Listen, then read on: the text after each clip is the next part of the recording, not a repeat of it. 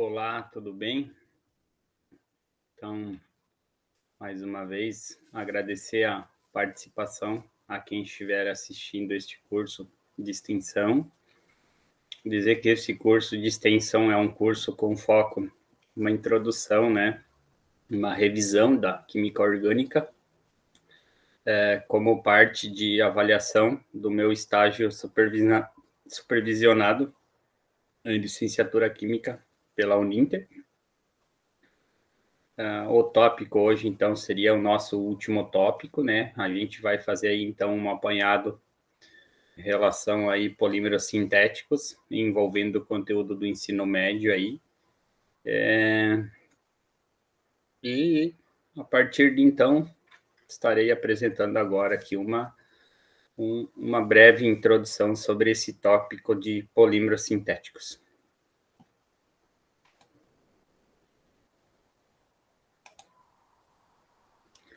Então, primeiramente, começar passando uma definição com relação ao que são polímeros, né, para poder, então, depois adentrarmos um pouco sobre, conceituar aí um pouco mais sobre esse tópico.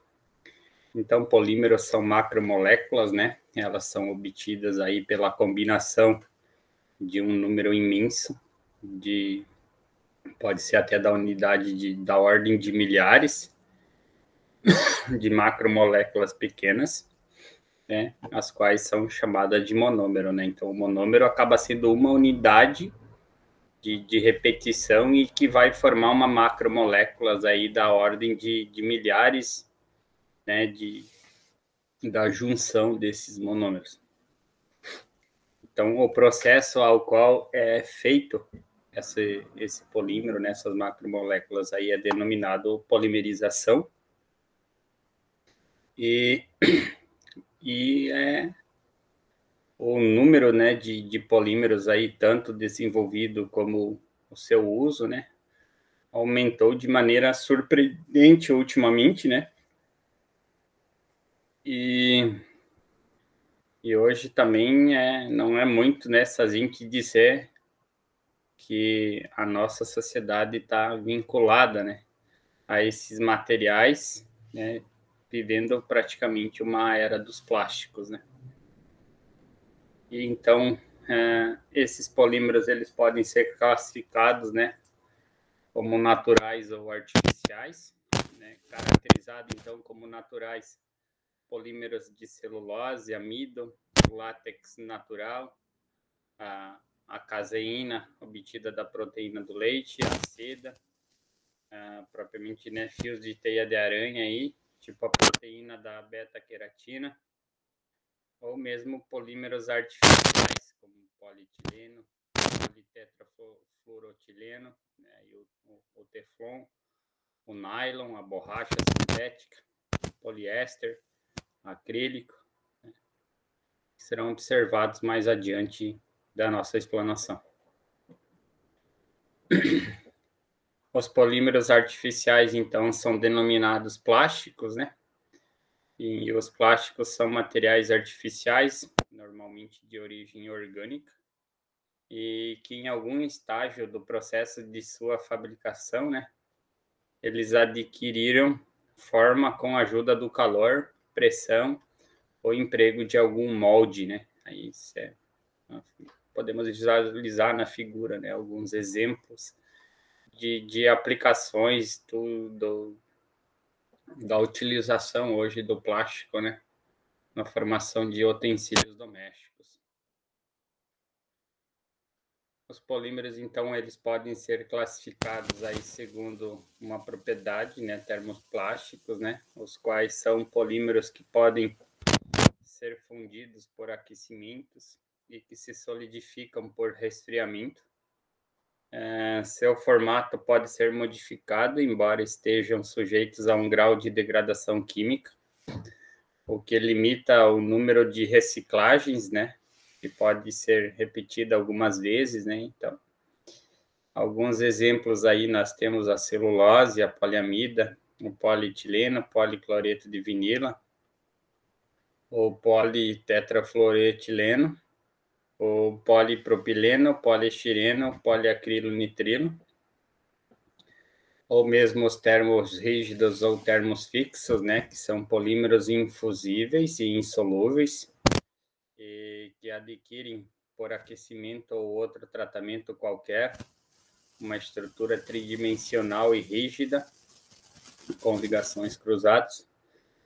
Seu formato não pode ser modificado e não permitem o reprocessamento, né? Então não é reciclável, né? Então, como exemplo aí, nós temos a caseína, o poliuretano, o baquelite, borracha vulcanizada, os epóxi e o silicone.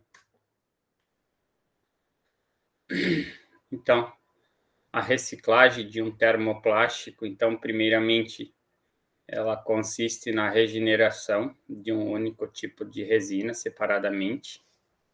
Esse tipo de reciclagem absorve 5% do plástico consumido no país e, em geral, é associada à produção industrial pré-consumo, ou seja, a partir do reaproveitamento de APAs produzida na própria indústria ou durante a fabricação de um determinado produto, né? Então, como seria propriamente o que sobra dentro da indústria, mesmo sendo reutilizado, né? Numa produção de um outro material ou sendo reaproveitado, às vezes, no próprio processo, né? A reciclagem secundária consiste no processamento de plásticos misturados ou não, entre os mais de 40 existentes no mercado hoje. Novas tecnologias já estão disponíveis aí para possibilitar o uso simultâneo de diferentes resíduos de plásticos, né? Sem que haja incompatibilidade entre elas e a consequente perda de resistência e qualidade. A chamada madeira plástica, né? Feita com uma mistura de vários plásticos reciclados, né? É um exemplo. E, por fim, a reciclagem terciária, aí, que consiste na aplicação de processos químicos para recuperar as resinas que compõem o lixo plástico, né? Fazendo voltar ao estágio químico inicial, né? Um processo que ainda não é feito no Brasil. Então, um pouquinho sobre os métodos de polimerização, né? Então, primeiramente, há polímeros de adição comum, né, os quais são formados a partir de uma reação de adição de um número muito grande de monômeros iguais que originam uma única molécula. Essa adição ela é feita pelo rompimento de uma das ligações da dupla, com posterior formação de ligação simples entre as moléculas, né? Então, a gente pode ver aqui na reação, né? Vão estar em vermelhinho. A utilização de catalisador, né? Um processo que ocorre sob pressão e aquecimento. Então, a gente tem aí a quebra da ligação e a consequente formação de nova ligação formando novos elementos, né? Olha assim. O N significa uma unidade de repetição, né? Como a gente viu lá no primeiro na introdução, né? Referente ao monômero, né? Então, é uma forma representativa ali entre colchetes de representarmos uma estrutura monomérica do polímero. Os processos de polimerização de adição mais comum ali, então, a gente tem a síntese do polietileno. Então, a gente tem aí o polietileno, né, propriamente um alceno, né, e empregando um catalisador aí, temperatura e pressão, a unidade de repetição. As propriedades de aplicação do polietileno aí é em função da sua alta resistência à umidade e ao ataque de substâncias químicas, como solventes em geral.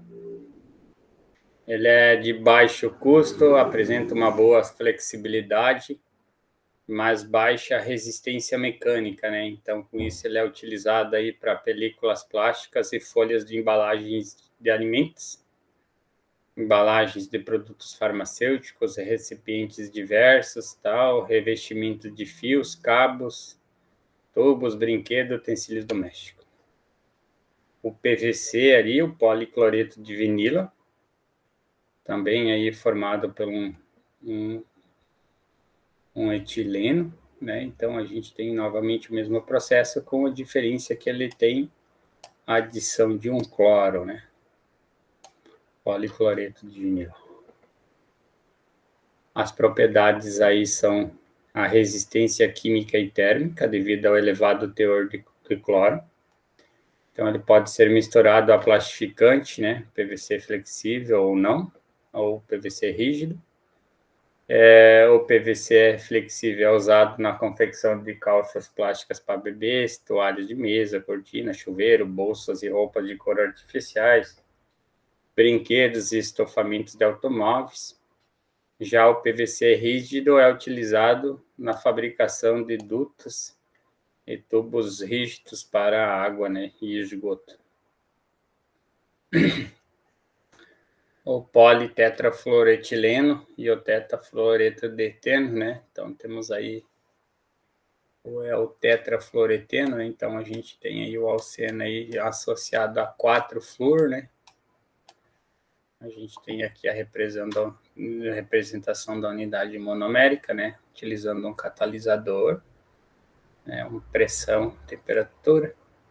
A prevenção está elevada resistência química e térmica, baixo coeficiente de atrito e baixa aderência, utilizada aí no isolamento térmico, elétrico, revestimento de equipamentos químicos, antenas parabólicas, válvulas, torneiras, revestimento de panela, frigideiras e na fabricação de órgãos artificiais. O poliestireno, né, o PS, o vinil benzeno, né? Então a gente tem aqui a formação do grupo vinílico.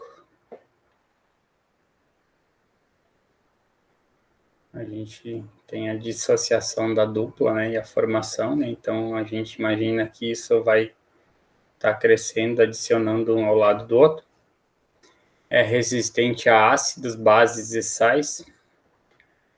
Amolece pela ação de hidrocarbonetos. É isolante térmico e elétrico, conforme o tratamento também pode se assemelhar-se ao vidro ou à forma do isopor. Quando expandido a quente, né, por um meio de uma injeção a gases ao sistema. Também é usado como utensílio doméstico rígido, transparente ou não, e como embalagens de equipamentos, embalagens isolantes na construção civil ou painéis de automóveis e espumas. O polipropileno, né, o propeno, a gente tem aqui, então, praticamente a adição de um metil. Então, temos a unidade monomérica, incolor de baixo custo, apresenta tolerância a solventes e a substâncias reativas. Ele possui uma boa resistência térmica, elétrica ao impacto. É utilizada aí em utensílios domésticos, fabricação de equipamentos médicos, pode ser esterilizado, de componentes eletrônicos e de tubos e dutos, né? Também ele pode ser soltado. O outro é o poliacrilonitrila, o PAN, cianeto de vinila, né? Então a gente tem uma polimerização aí pela também abertura da ligação dupla, né? Utilizando um catalisador, pressão e temperatura. Predominantemente amorfo, né? Mas ele adquire alta resistência após tração.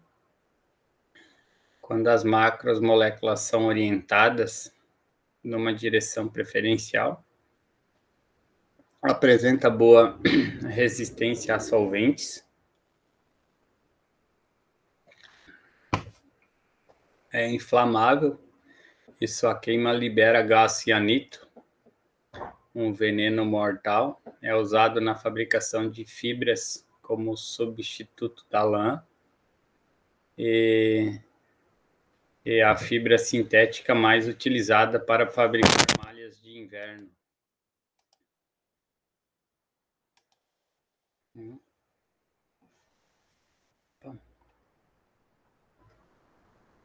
Passou aqui. Cianeto, isso.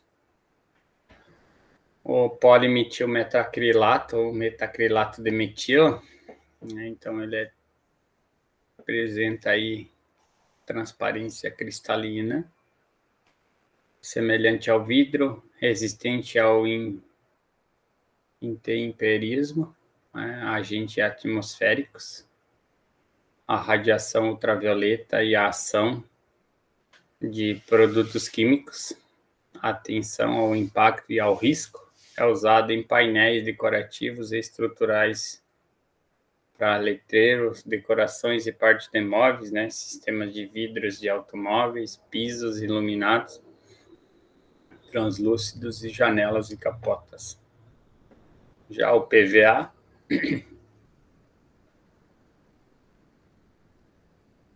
um tanto, uma certa semelhança, mas não tanta, né? É o acetato de etenilo, né? Então, também, né? Temos aqui à disposição, né? A presença do grupo éster aqui. Um carbonilo aqui. Alta adesividade, transparente, incolor, insolúvel em água, mas torna-se disperso no meio aquoso, na presença de um agente emulsificante. E é usado na fabricação de tintas parede do tipo látex, em coles adesivo para papel e em goma de mascar. Já polímeros de adição 1,4, né, as borrachas em geral, tanto as naturais como as sintéticas, né, são denominadas os elastômeros, que possuem alta elasticidade e são formados por autopolimerização por adição de 1,4 em alcadienos conjugados, né? Então, a 1,4 ocorre porque causa uma ressonância de elétrons da ligação dupla, né? Então, temos aqui a ressonância dos elétrons, né? Ligação. Esse tipo pode ser representado, né, utilizando o esquema de Lewis, e as cores representam os elétrons, são para fins didáticos, né? Então, um exemplo, a borracha natural do poliisopreno, obtida a partir do metil 1,3-dieno, conhecida como isopreno, né? Borracha natural também é denominada de cauchu, do indígena, né? Cá, madeira e o chu que chora. Pode ser extraída da seringueira, né? Tendo aí 30% do total dos elastômeros hoje em dia consumido mundialmente, sendo de origem natural. Sendo o látex obtido fazendo incisões nas árvores, né, de modo que o líquido se acumule numa pequena tigela e o qual deve ser recolhido.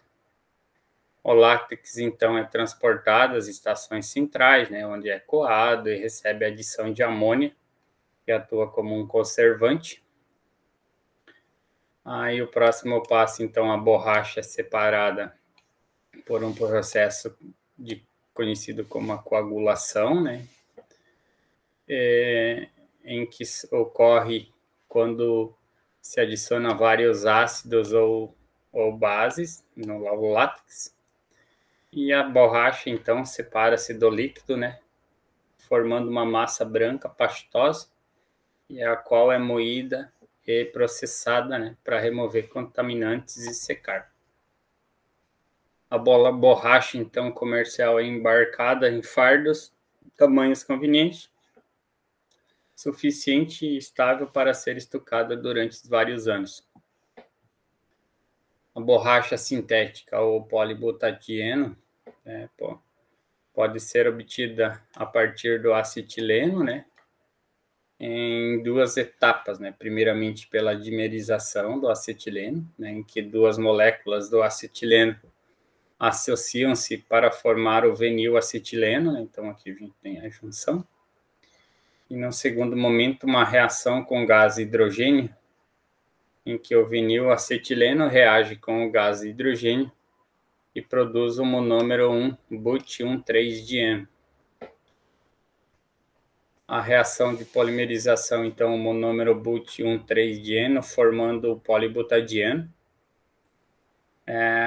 Propriedades são semelhantes às da borracha natural quando vulcanizada. Apresenta aí uma baixa esterese, né? Maior resistência à abrasão e menor recuperação elástica que a borracha natural. Aí, como aplicações são as mesmas da borracha natural, só não substitui aí a borracha natural quando é necessária uma maior elasticidade, né? Por exemplo, aplicações tipo goma pura. O processo, então, de vulcanização da borracha é obtida pelos processos descritos, né? Então, borracha crua. Ela tem, então, como característica que restringe o seu uso industrial com baixa resistência ao calor e à variação de temperatura, né? O que torna moles e pegajosa no verão e dura ou quebradiça no inverno. Além disso, possui, né, apresenta uma pequena resistência à tração e sua solubilidade, né, solubilidade de solventes orgânicos e facilidade de serem oxidados.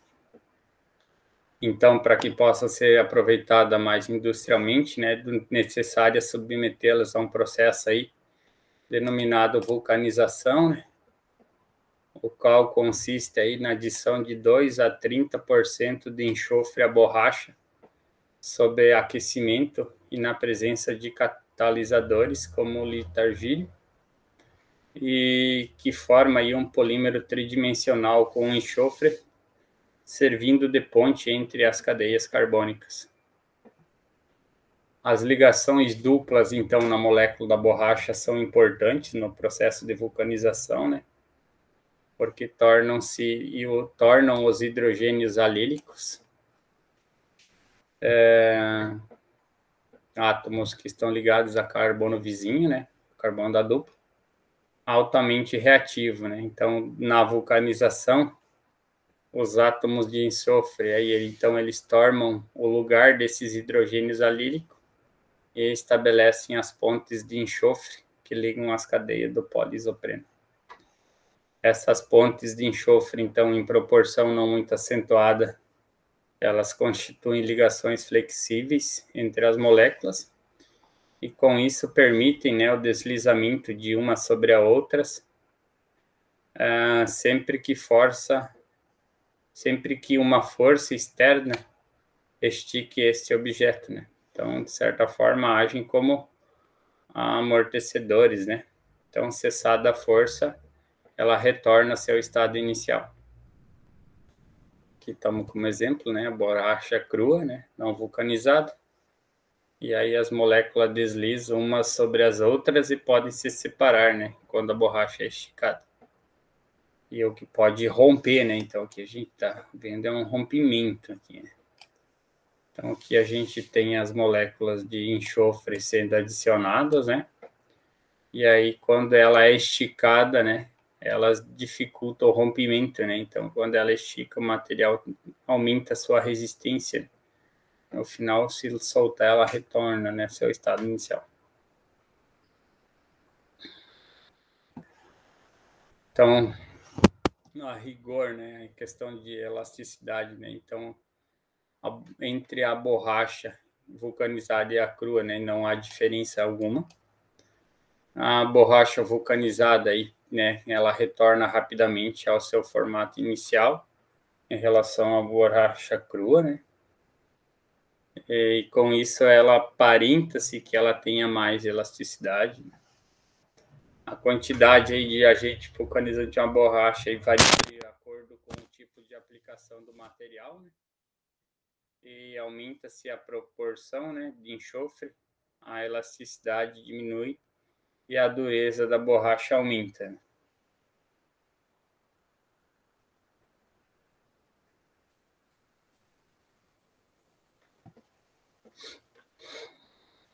As borrachas mais comuns, então, são para fabricação de artefatos em gerais, aí, com teor de 2 a 10% de enxofre. A fabricação de câmeras de ar de pneu, aí, teor de enxofre varia de 1,5% a 5%. E as utilizadas aí para revestimento protetor de máquinas e aparelhos na indústria química, o teor aí alcança até 30% aproximadamente. Então, conforme este teor de enxofre utilizado, né, na vulcanização, o polímero tridimensional será um material termofixo e por isso determinadas aplicações, né, a vulcanização da borracha tem que ser feita simultânea com a moldagem do objeto, né. Uma vez pronto, não há como mudar sua forma. E as propriedades do polímero podem ser ajustadas, né, para a aplicação que se deseja pela adição de outras substâncias, né, aditivos que podem atuar aí, melhorando, modificando ou adaptando o polímero à necessidade. Uma outra espécie, então, aqui já são os copolímeros, né? Os copolímeros aí são resultante da reação de adição na presença de um catalisador metálico de 2 ou mais monômeros diferentes, né, para formarem um polímero de estrutura variada. Obedecem ao seguinte esquema geral, né? Então, a gente tem a junção de um monômero A com o monômero B, né? Presença de um catalisador, aí, pressão e temperatura, formando aí um copolímero com as respectivas letras referente a cada grupo de substituinte presente, né? As letras aleatórias, né, representam átomos ou radicais qualquer, né, como pelo menos um dos átomos radicais, né? Então, por exemplo, XYWZ, né, PQRS, né, sendo XYWZ diferente de PQRS. E na prática, né, o copolímero formado, então, apresenta necessariamente uma estrutura uniforme, né, com as moléculas de cada um se alternando regularmente, né. Então, a gente tem ali, né, pode dizer que sejam diferentes, né, para facilitar. Então, a gente tem a disposição aí AB, AB, AB, AB, né. O mais comum é que o copolímero tem uma estrutura bastante variada, né? Então a gente pode ter A, B, B, A, B, A, B, e costumam se representar, né, dessa maneira alternada, né? Porque não existe um padrão que possa ser definido, né? O copolímero aí a gente tem, então, por exemplo, a obtenção da buna, a copolimerização aí do but-1,3-dieno e o vinilbenzeno, catalisados pela sódio. Então, a gente tem aqui a reação acontecendo, né? A abertura aqui, né? As propriedades e aplicações aí devem ser vulcanizado e necessita de uma carga reforçadora de negro de fumo para apresentar resistência mecânica satisfatória. E feito isso, torna-se muito resistente ao atrito. É usado nas bandas de rodagem de pneus, né, solados, cabos de isolante e outros artefatos. Copolimerização ali entre o butadieno e a acrilonitrila, catalisados também pelo sódio, né? Então, a gente tem a reação para obtenção, né? Também deve ser vulcanizado e recebe uma carga de negro de fumo, né, o que torna também resistente ao atrito e ao calor. É a variação da temperatura, utilizada em mangueiras, gachetas, para completar a vedação nas juntas da canalização, nas peças de automóveis, revestimentos de tanque e de válvulas que entram em contato com gasolina ou outros fluidos apolares. Temos aí a copolimerização entre a acrilonitrila, o butadieno e o vinilbenzeno, formar o ABS.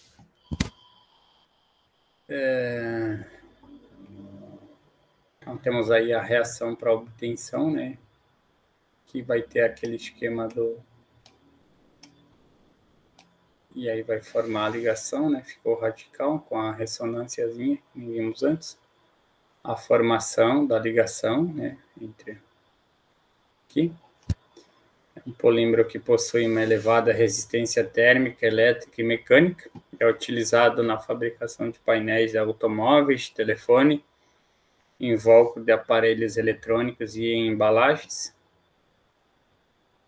E por fim, então, temos ainda polímeros de condensação e de eliminação, né, que são materiais resultantes da reação de condensação entre moléculas de substâncias iguais ou diferentes, né, com saída simultânea de um composto que não fará parte do polímero.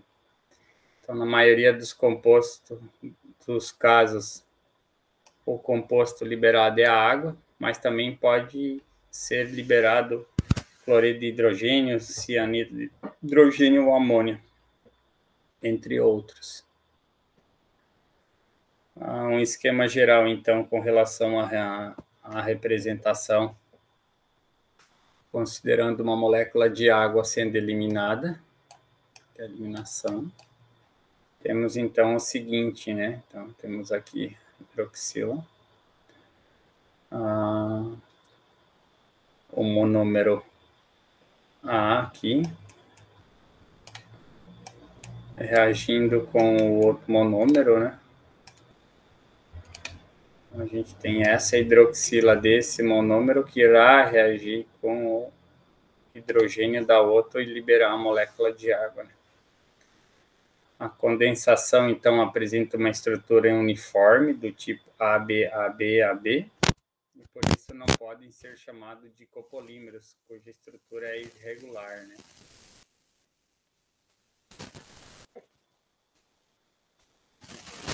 Os polímeros de condensação só formarão copolímeros no caso de reagirem mais de duas substâncias, né? Por exemplo, metanol, fenol, para-metilhidroxibenzeno. Os polímeros de condensação mais importantes e utilizados, bem como suas características principais, né, serão visualizados a seguir, né? Contudo, note, né, mais de uma vez, que a fórmula dos monômeros e a reação de obtenção a fórmula desses polímeros são bem complexas, né? Então, de modo que o aluno não precisa se preocupar em memorizar nada disso, né? Outra coisa também que são apresentados, né, estão apresentados mais como uma curiosidade aqui, né, e que esses materiais são presença constante no dia a dia. Contudo, conhecer um pouco sobre a sua estrutura pode auxiliar ali, pode ajudar no melhor entendimento de suas propriedades. Também seria interessante, né, caso reconhecesse os principais grupos funcionais que constituem esses polímeros, né, conforme mostrado numa tabela a seguir, né? E se conseguisse relacionar essas propriedades ao uso, né, com que fazemos deles. Então, por exemplo, primeiramente o poliuretano, né? Então a gente tem aqui, né, se fosse ver, um anel aromático, né, por exemplo, um cianeto, papapá, reagindo aqui então com um diisocianato de parafileno e um etano, 2-etanodiol, ou etileno glicol, né? Então, a gente tem aí a reação, né? Carbono aqui, formando a ligação com o oxigênio. Então, apresenta aí elevada resistência mecânica, né? Principalmente a abrasão. É um isolante acústico, mas extremamente inflamável. Ao queimar, libera gás cianeto, um veneno mortal, apontado como uma das principais mortes no incêndio que ocorreu em janeiro em Santa Maria, na Boate Rio Grande do Sul. Seu uso como isolante é indicado quando misturado a um retardante de chamas, né? É usado em isolamentos, revestimento interno de roupa, espumas para estofados e colchões, pranchas de surf, forração de tapete, couro sintético, em substituição à madeira, peças de móveis, molduras, aglutinante de combustível de foguete, entre outros. O bakelite aí, né? Reação entre o benzeno-fenol e o metanol. Então, a reação aqui a gente está vendo a presença do anel aqui do fenol, né? Reagindo com metanol, né? Então, a gente está vendo assim, pelo desenho, né? O hidrogênio de um com o hidrogênio de outro, formando aí a nossa molécula de água. Então, como aplicação aí é uma resina que é termoplástica, apresenta resistência mecânica, química e térmica, baixo custo, odor penetrante, né? A resina termorrígida de estrutura tridimensional apresenta aí propriedades semelhantes e atua como isolante térmico e elétrico. Também a resina termorrígida aí é obtida a partir da resina termoplástica, em meio básico com excesso de metanol e aquecimento, né? É infusível e insolúvel, e é o estado final após o processo denominado cura da resina. Esta resina também é empregada na composição de diversos revestimentos, como tintas, vernizes e colas para madeira, e a resina termorrígida é utilizada aí para cabos de panelas, interruptores de luz, tomadas, plugs, peças industriais elétricas, tampas, telefones e laminados fenólicos. Temos aí ainda o nylon poliamida com ácido hexanodioico, né? E hexano 1,6-diamina. Então a gente consegue visualizar, né, a questão da formação da ligação de condensação, né, e consequentemente temos a adição dos monômeros aí. Este constitui um material bastante resistente à abrasão e ao ataque químico. É forte, facilmente moldável, né? Apresenta baixo coeficiente de atrito e não propaga o fogo. Usado em rolamentos sem lubrificações, engrenagens pneumáticas, embalagens, fibra, textos, etc. Entre outras aplicações, né? Fabricação de tapete, meias, cerdas de carros, acessórios elétricos e velcros. Temos ainda o ácido parabenzeno-dioico e a parabenzeno-diamina, né? Então, a gente tem o ácido parabenzeno-dioico aqui, com o parabenzeno-diamina, né? Formando pela condensação aqui uma ponte amida. Apresenta aí uma excelente resistência ao impacto, ao ataque químico e ao fogo. Só queima se atingir temperaturas de 1000 graus por mais de 8 segundos. Nesse caso, porém, seus vapores não são tóxicos. Usada aí em colete à prova de bala, chassis de carro de corrida, roupa de pilotos, aí, peças de aviões. Também temos aí o poliéster, né, formado entre o dacron, o tereline, e o ácido parabenzeno dioico, e o 1,2 etileno-glicol. Então, a gente tem aqui o ácido interagindo aqui com o etileno para liberação da água.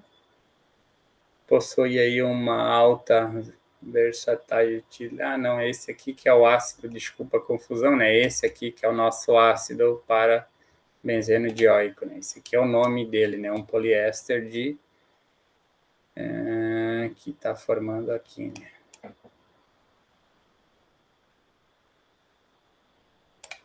Uma ligação éster aqui, ó.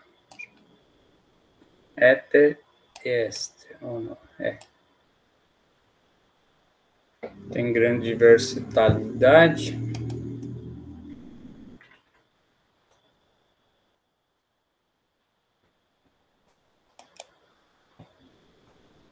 Essa aqui é a ligação éster. Eu acabei de fazer uma colinha aqui, ó. Que é uma ligação éter, mas esses dois é uma éster. grande versatilidade, baixo custo de processamento, resistência térmica, mecânica, química, apresenta uma boa transparência e brilho, né? Várias aplicações interessantes na construção civil em massa, reparos lamilados, etc. Fitas de vídeo, fabricação de garrafa para refrigerante, misturado a algodão, o poliéster forma um tecido conhecido como tergal, e na medicina é utilizado na fabricação de válvulas cardíacas ou como protetor para facilitar a regeneração de tecido, né, para quem sofre queimadura e alergias. Por fim, aí nós temos os silicones, né, são polímeros que apresentam o silício como elemento principal. Um exemplo importante é o silicone obtido pela condensação do diclorometilsilano para formar aí o polidimetilsilano, né? Sua reação de obtenção aí, então, se dá entre o silano aqui em duas moléculas de água aí, né? Que tem a liberação do HCl. Como propriedade aí, eles podem ser obtidos tanto na forma de óleo de viscosidade variável como na forma de borracha, né? São estáveis à variação da temperatura entre menos 63 e 200 graus, inertes e pouco inflamáveis, são atóxicos, né? E as suas aplicações aí são polímeros fluidos, né? Utilizado na lubrificação de moldes, vedação de janela, cosméticos, né? Em prótese cirúrgica, para cirurgia plástica, né? Suas borrachas aí são usadas aí em equipamentos industriais e autopeças, né? Tendo como principal exemplo de aplicação aí a prótese de silicone. Então, com isso a gente encerra aqui o nosso quinto tópico aí relacionado a polímero sintético. Espero que possam fazer bons estudos. Meu muito obrigado. E encerro aqui a gravação desse tópico de aula.